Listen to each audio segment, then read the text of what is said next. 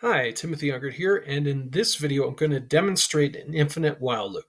Now if you get into an infinite while loop, you can break out on most terminals with Control-C, or if you do Control-C twice on the Emacs E shell.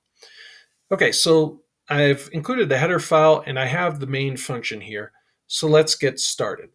So we're going to say while 1.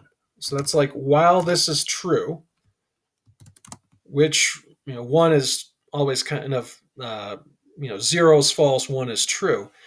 You can use other numbers besides 0 to be true. So don't use 0 because that'll be false. So I would stop the loop. But typically you'll see while 1. And then in this loop, we'll just print something like I'm in an infinite loop, something like that. And each time we print that, we'll go down to a new line. The end of this main function will return 0. Okay, I'm going to save this. Let's open up a terminal.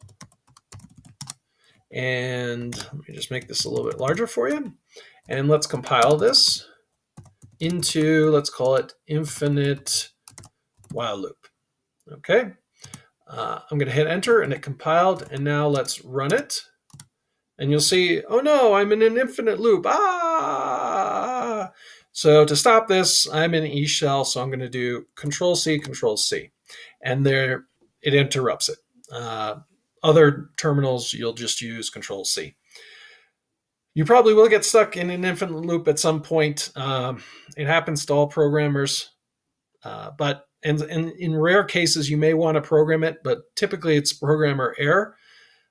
Anyways, I hope you enjoyed this video. If you did like this video, please like, subscribe, and hit the bell for notifications. It really does help the channel grow.